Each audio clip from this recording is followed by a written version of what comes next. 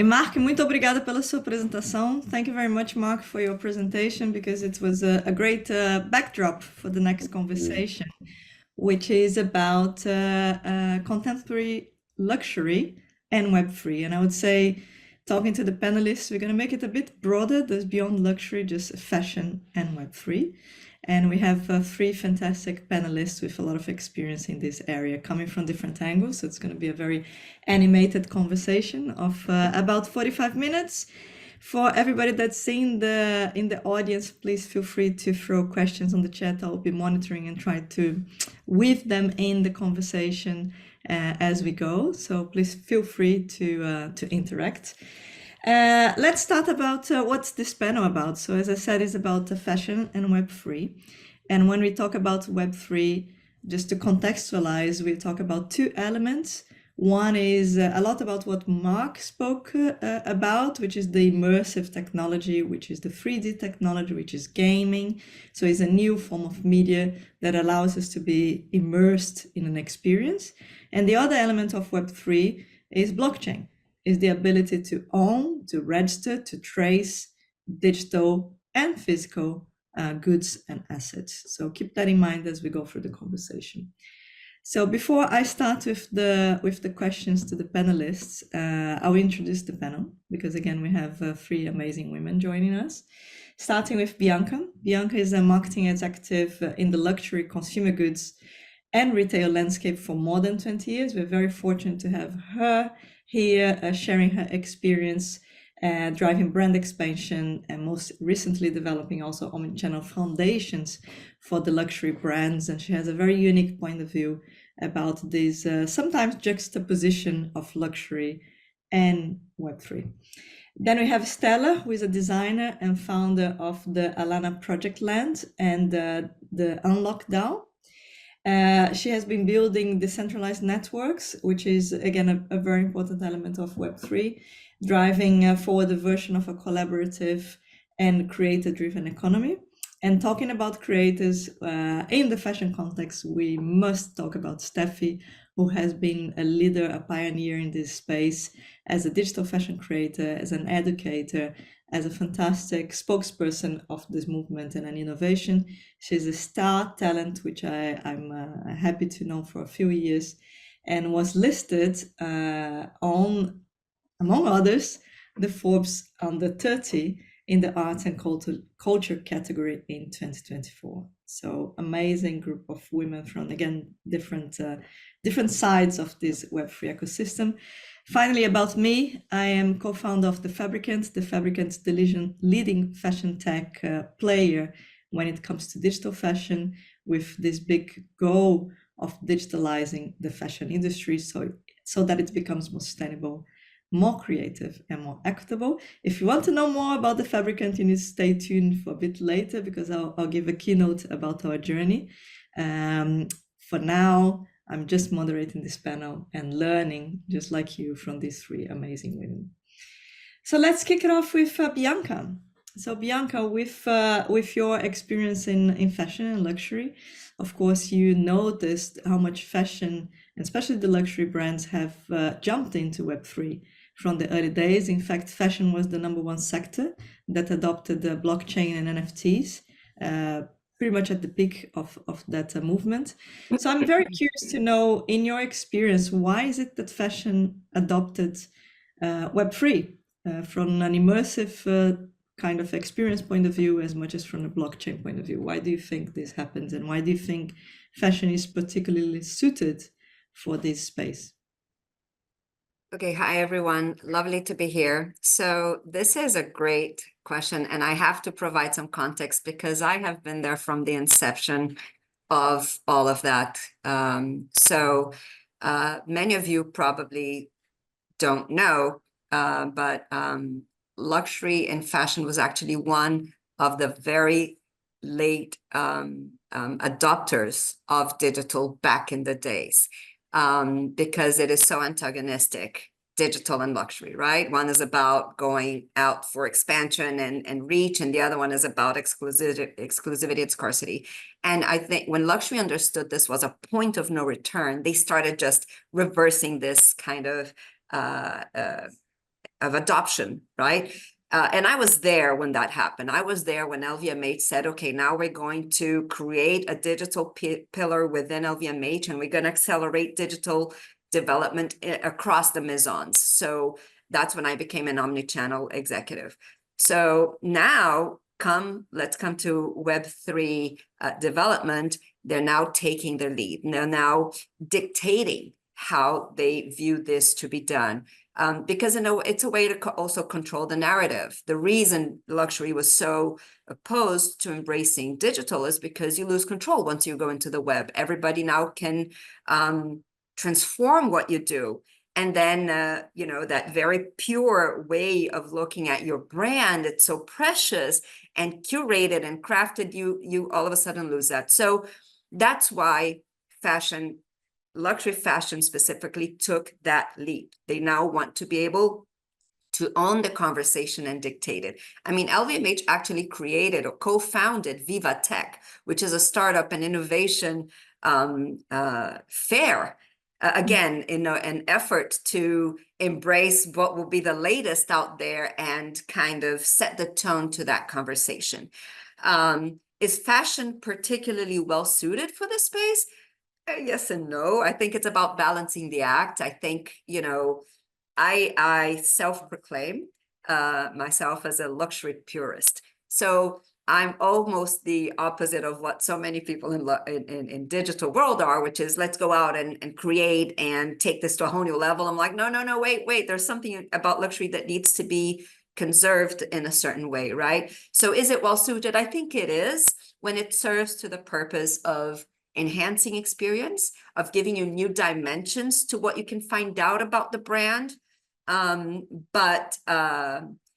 Should we go all digital? Am I in favor? You didn't ask that question, but am I in favor of virtual fashion shows? I'm not. I think there's something so beautiful and unique about being inside that very exclusive room where the runway is taking place, where nobody else is, because that's what luxury is about, right? Mm-hmm. So I don't know if I answered the question. Feel free to ask me to expand on any of these points. Certainly do, Bianca, but thanks for sharing your point of view. And I agree to a certain extent. So we, at the Fabricant, we were part of the LVMH Accelerator, which indeed they invest a lot. They put a lot of startups through, and there is a lot of interest from the house. And I think that there is a very clear vision to stay connected to technology. But you touched a very interesting point, which I want to bring Stella in as a steward of the Unlock DAO, because DAO is actually the opposite of that. It's about people participating and it's about democratizing access, right?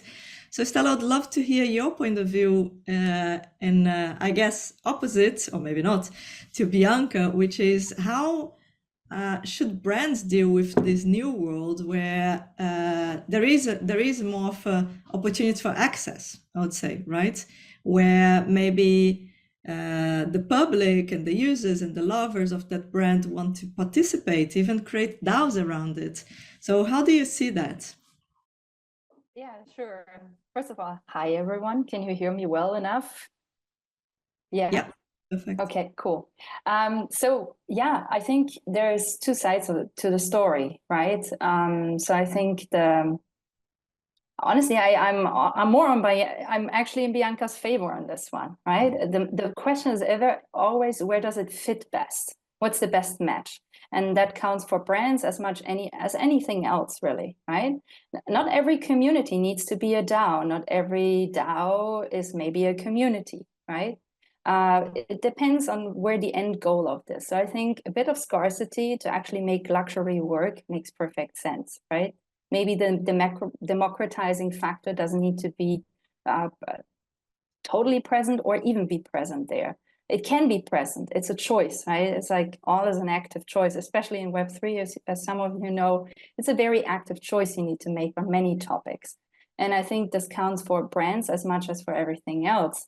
When it comes to brands entering the space, I think the main question is like, why are we doing this? Is this to improve our supply chain? And so, for example, deploy a private blockchain to do that. Many companies have already done that. IBM, the leading one, and then there's many more who followed that example because it's very convenient. It's essentially the upgraded format of what we at a normal office is used to call the intranet, right? It's convenient, it's traceable, it brings so much more advantages. So it's been deployed on many occasions. Then the blockchain that maybe most of us know, so Bitcoin and Ethereum being the more, I want to say, social one, right? There's more happening, more different things maybe happening at a price point that's also affordable to a certain degree. So yeah, if you want to enter that field, then maybe you're targeting a very specific customer group, and maybe it's not your average fashion consumer that you're targeting. Maybe it's a gamer, right? Maybe it's a collector. So then your narrative also starts to shift and the needs start to shift. It's a very broad answer, but also it was a very broad question. I hope that was Stella, okay. For the audience, how would you, could you just give a bit of a definition of a DAO? What's the DAO? And where do you see an opportunity for brands in general to create a tighter community? Yeah, of course. So a DAO is a decentralized autonomous organization. That's what the name stands for.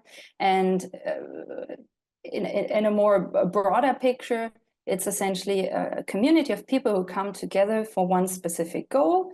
And the community itself also decides on how the community lives on forward. So the rules that are established, essentially that the framework in which this organization or this community exists is being created by the community itself. So the hierarchy is usually being kept very flat.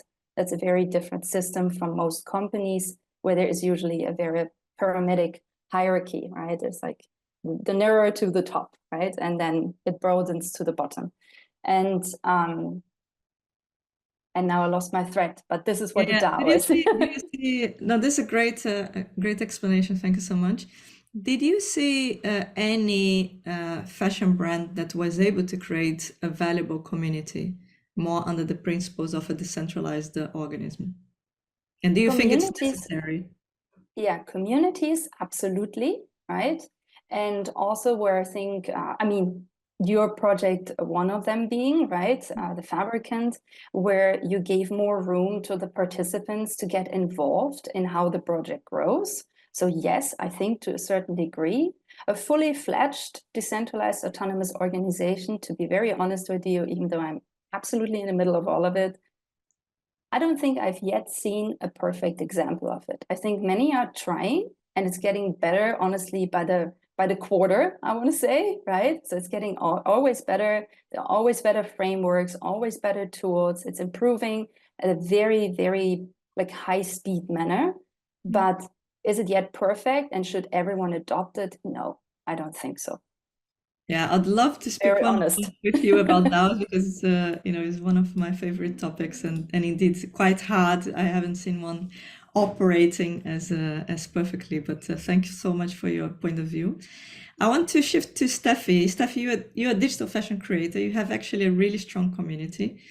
I remember one of the first creations that I thought I was mesmerized was when you had those walking avatars with those beautiful Chinese inspired styles, and I thought oh, this is so beautiful. And I could see how that could translate into immersive experiences, how you elevate the digital fashion space. So I'd love for you to share your point of view about that. What's kind of immersive experiences that you think are as valid as a physical fashion show? Yeah, so thank you for that, and thank you for having me. I think when it comes to digital, I always get so excited because the potential of digital and where you can place it. There's just so many places you can experience digital, and that's why I love it so much, because it's not just one place and it's only home to one thing. You can, with digital fashion, let's say, especially with the example behind me, the idea, the reason why I started creating digital fashion is the first place is that not only is it visually beautiful, but also you could potentially move these digital assets onto the blockchain.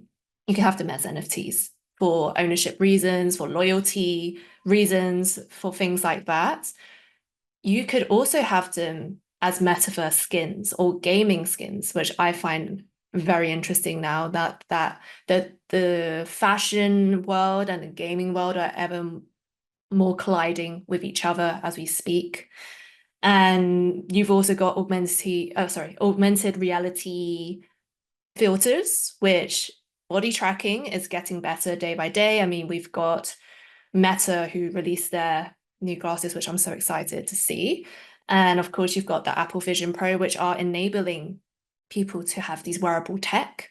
Of course, price point is another thing to discuss, but the point is that it is getting there. And when these technologies do improve, we will have a better accessibility to having these sort of mixed reality experiences. And when it comes to digital assets or digital goods, I think the way to experience them goes beyond the screen, in my opinion. I think there are so many ways that you can showcase digital goods without it just being slapped on a mobile phone or just on a monitor screen. I think there is definitely ways you can go around it where you feel immersed. And there's, you know, multiple places in the world globally where you can experience digital experiences. Of course, you've got in Las Vegas, the huge sphere, which is absolutely amazing for immersive content like that. You've also got, I believe there was in London, there was an ABBA Voyage concert for ABBA. And it was all virtual. It was all digital. ABBA was not technically there, but the experience, just from what I've heard, I wish I went, but from what I've heard, it was amazing. And I think during the weekend, they managed to sell at least 2 million pounds or dollars or however much it was for a virtual experience. Now, I do have to say that as much as I love digital, I do not think it's going to completely take over physical experiences because we do need that balance. But I do think, if going back to the fashion industry as well, that we do need this sort of balance between the two, and that digital is not here to just take away from the physical experience, but more so add towards it and enhance this mixed reality experience that we can utilize these exciting technologies. 100%. I love that. I actually fully agree. I think that the beauty of that intimate and well-crafted physical shows will always stay there. And hopefully there will be more layers of digital elements coming in and you know, just to enrich that experience even further. But what I love to think is your example of the ABBA, but brings me back to Travis Scott was a concert in Fortnite, which was a case, right? Because he was able to reach so many more people than his normal show, and it was very experiential, very magical, very beautiful, and that is a new form of media, right? Immersive media or gaming technology is another form of media. So now we consume the post shows in Instagram with pictures and maybe videos. And I think there will be a moment that we will be consuming those shows through immersive experiences, which is going to be an extension of the show, right? So I'm very much looking forward to that. Switching gears a bit, because when we talk about blockchain and Web3, we talk about also the power of traceability, right? Steph, you mentioned about NFTs, but there is also traceability of physical goods, which is one of the utilities, especially for the luxury industry. So Bianca, going back to you, who has a lot of experience with luxury brands, how important it is to trace items and why blockchain is a technology that can be embraced to solve that issue? I have to unmute myself. Look, I'm not an expert in blockchain at all. However, I can say this, as much as the luxury world has become, you know, much more developed and intricate and embracing aspects of digital, so has, let's say, the counterfeit world. And therefore, blockchain and can really be the antidote to that, right? Luxury also has become so much more accessible that moreover, you want to know the provenance of products, right? Actually, you might want to know the provenance, or if they are completely or, you know, behaving in a sustainable way. And blockchain allows you to track all of that in certain ways. Secondhand market is also growing a lot, to the point that some luxury brands and groups actually bought their secondhand players in order to, again, control that world, right? Again, luxury is about an obsession to control the environment so that you can actually claim the luxury, the scarcity, the exclusivity. So again, secondhand, let's say, companies have really grown, and therefore being able to track, again, the provenance of these products is essential, and blockchain can be a way into that, right? You can you can avoid counterfeiting, owner verification too, right? So all of these. Bianca, you mentioned about the watches, luxury watches, when we were talking. Yeah. Can you explain a bit how you witnessed that? What I've witnessed is that, again, the secondhand market for luxury watches is quite interesting because, again, some brands play the scarcity card really hard. For example, Rolex, if you go into a Rolex store, you will see products on display and they say they're not for sale because it's the only product they have on the window. So you can't buy a Rolex today if you want to. But if you go into a secondhand shop, and I'm saying it's not very sexy to say it this way, but a player that actually do sell secondhand watches, pre-owned, pre-loved, whatever term, you want to make sure you're buying the authentic thing. And actually, on a side note, Rolex watches, amongst other big players like Patek, they are more expensive in the secondhand market than at the store, right? Just because, again, of the scarcity. But you want to be sure that you're buying the real deal. So to be able to certify that this is authentic, it's really important to embrace these digital,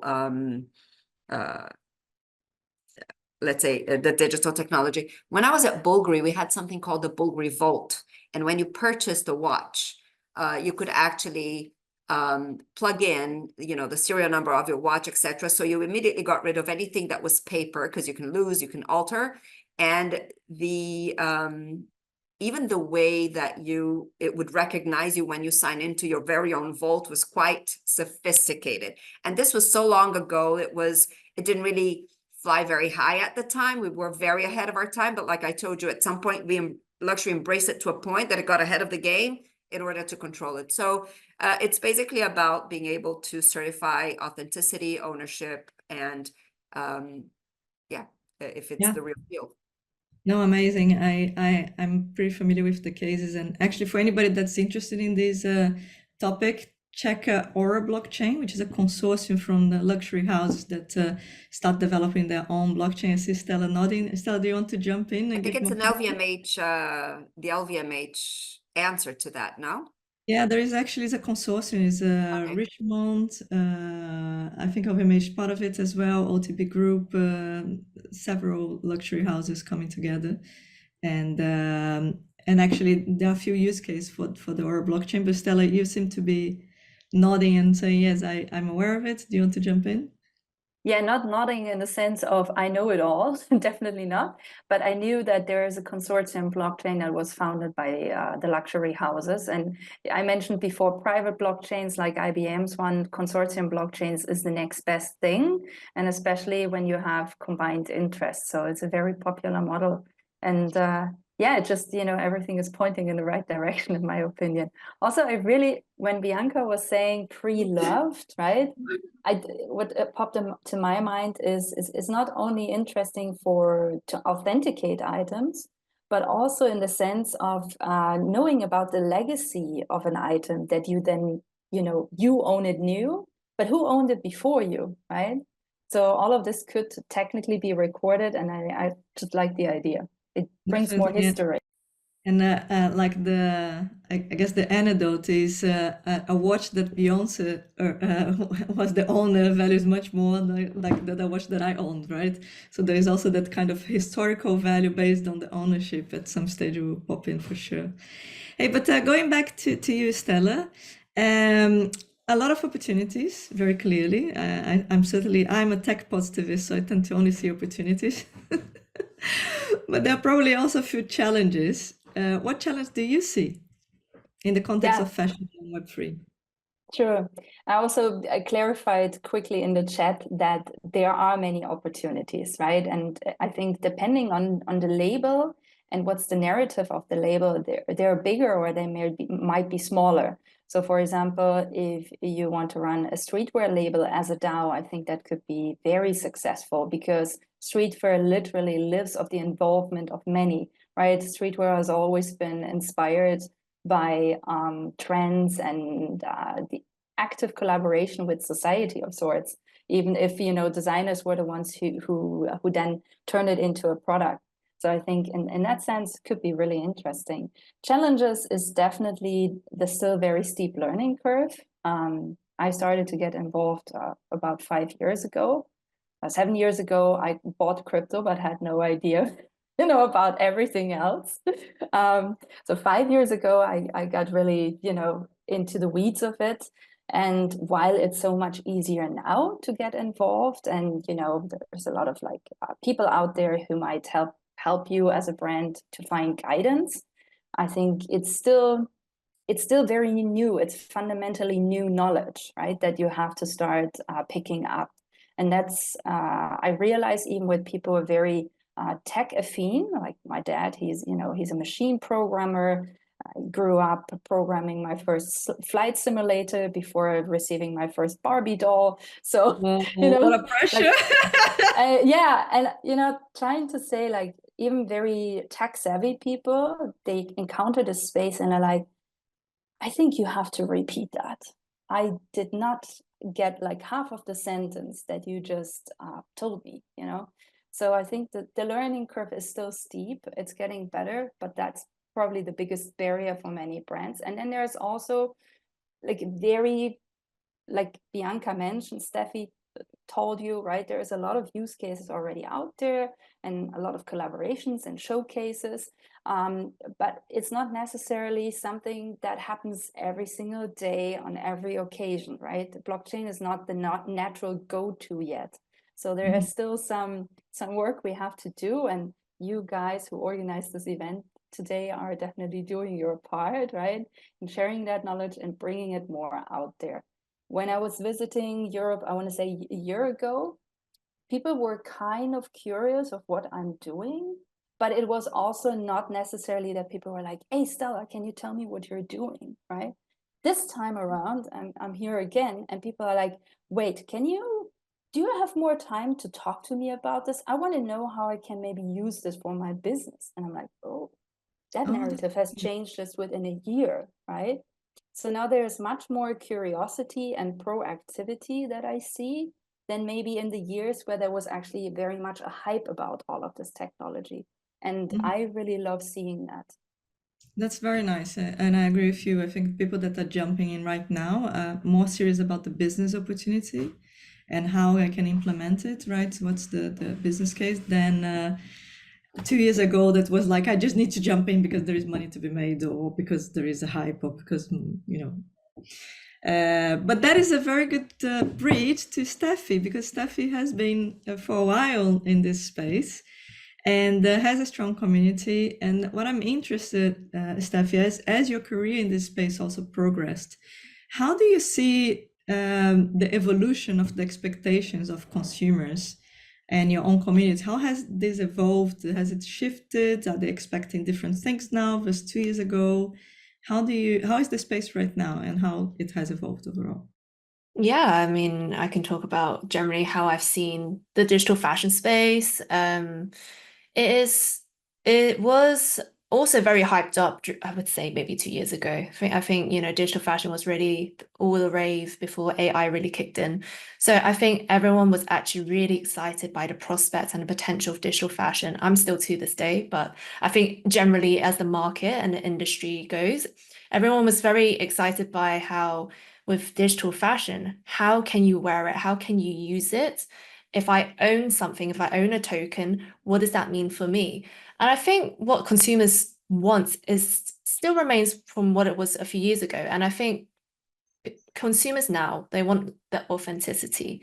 They like the ownership, but more so still to this day, it's still all about community. And this is what I find very interesting about luxury, because of course luxury was typically exclusive. Only a few people could access certain things. Nowadays it's almost like with luxury fashion brands, they want to reach a new audience and they want to almost open the gates a little. And I don't know if I'm right in saying this, but this is my general feelings about it. I feel that with a lot of consumers, and also with the trend of social media, how everything is documented online, how people got access, instant access to things and instant education to things. I think that is where a lot of brands will head. It's more about the fact that brands are willing to take their consumers on the journey with them, and whether they want to reward them with the loyalty, whether they want to get them involved, whether that's a DAO or not. I think consumers want to be part of the journey. They want to know how things are made, where they are made, and they want to be part of the story of the brand. So that's where I see consumers going with this digital fashion era, or even in the digital era. And I think that's the reason why I loved Web3 in the first place, was the accessibility, the transparency, the fact that everything is on the blockchain, it's nice and clear. And I think that's totally different from what we used to see from brands before. So it's just, I think, a new way of approaching the consumers who now want to be more part of the community and the brand itself. Yeah, no, amazing. I love that. So transparency, accessibility, participation is certainly a big part of the ethos, and they continue to be. And I think combined with Stella, one of the challenges is to scale that to the larger majority, right? And I think one of the avenues which is out of blockchain, but is still I find particularly interesting, is gaming. And Mark before was talking about the different platforms of Zepeto or Roblox, and I think they are showing that indeed there is interest for people to interact with brands and with fashion in a virtual reality. And hopefully everything is going to start converging, that they can also own and resell the assets and monetize and become digital fashion designers as a profession. Okay, now we are 1 minute to wrap up. We will take a bit more, but I'll have a final question, because I always like to think about the future. So I'd love for each of the panelists to give their vision about the future on this integration of Web3, immersive experiences, blockchain, and fashion. So I'll start with Bianca. Bianca, how do you see the future? What's your vision of the future? Like I said, digital is a point of no return. So my vision to the future is, this will continue to evolve, and luxury will continue to embrace digital.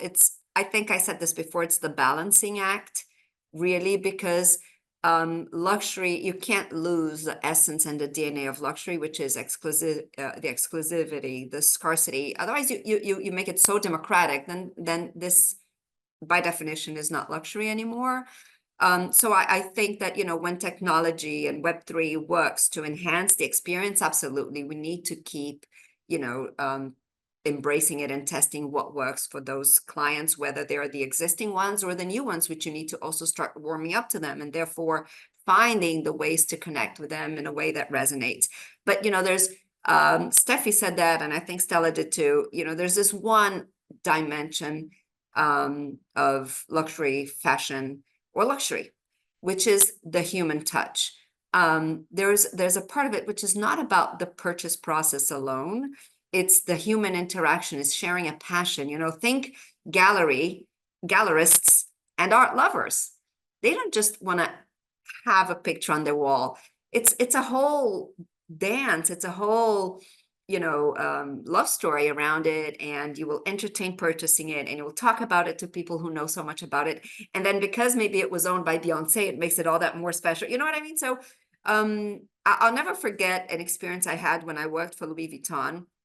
I was in the store because it's part of my job, right? To just kind of see how things happen, in the physical space. And this woman was there sitting in a corner on a couch, drinking champagne. She had 2 croc bags in front of her. She was entertaining if she was going to buy it or not.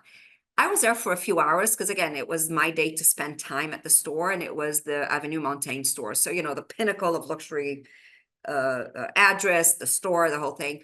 She was there for hours talking to her client advisor, but not talking about the bag, chatting, spending time. She was going to buy it, and digital doesn't give you that, and it never will. So again, it's about balancing the act of keeping that part. It's a need to have human interaction, high touch, the beauty of it, and then the digital to enhance the experience. Maybe you really want to buy something, but you're on the other side of the globe and you need to send a gift to someone. Magic, right? You go online, you just make that happen. It has to be seamless. You get immersed in the world, you find out about it. So the future is beautiful. I'm also an optimist in all things digital. I just think we need to tread the waters really carefully so that we keep all of those things that make luxury luxury. Amazing. I love that. I'm actually putting on the chat because I actually believe that in the world that is going more and more digital, human will be more and more premium. So the human experience will actually be more valuable even, right? As much as like handcrafted, the details are going to become even more valuable than they are right now. So thanks so much. Stella, what's your vision of the future? World peace. Sorry. Yeah, no, it's yeah, I'm actually pretty much in agreement with you guys. I think there's maybe a differentiation, maybe one. So I would hope that while brands can benefit from all of these tools, I would also hope that they start using it to regulate themselves of a sorts, right? So you talked about transparency and traceability if you purchase something secondhand, but I say, hey, why can you not be more transparent about how your product's price gets assembled, right? I mean, it's okay to ask for a premium. I don't think there's anything wrong with it. If something is special, something comes from a long legacy brand, there's nothing wrong with asking even for an extremely high premium. But what is very disappointing for many consumers, if they feel the premium comes from the handcrafted parts, and then they are being told the leather bags are made under very questionable circumstances in a sweatshop in Italy, right? So I wish that luxury would adopt these tools also to share more transparency with their consumers. While scarcity is good, I think disguising something as something that it's not is really bad. So I want to hope that these tools also get promoted for this to use, not just for advancing the brands maybe just further, right? I hope there is a double use case where both sides benefit, the consumer benefits and the brand benefits. Amazing. If that makes sense. Love that. Really, really good point. Love that. Steffi, bring it home. You're the last one. Share the vision of the future. I think I'm going to talk from a consumer standpoint. I'm very excited to see how fashion will change based upon digital self-expression. We very much know how fashion tends to look like physically, but we have yet to explore what fashion means digitally. And there is so much scope to experiment and challenge what that means. And maybe in that challenge, when we have more digital designers coming from different backgrounds, that might actually change the way that all of these brands might create their products or the way that they visualize things. So I'm very excited to see different ways of consumers, either they become a digital fashion designer themselves or whether the brands being the forefront of these visions pushing that forward as well. I think it's very exciting times to see how we can push the boundaries of what it means of fashion and identity. Love it, love it. Fashion identity is one of my favorite topics. Well done. I loved the conversation. I wish we had more time. We could go forever. Thank you so much for sharing your knowledge. You are three amazing women, certainly leading the space. And again, thank you for sharing your personal views. That's what makes this space rich. See you in the next one. Bye-bye.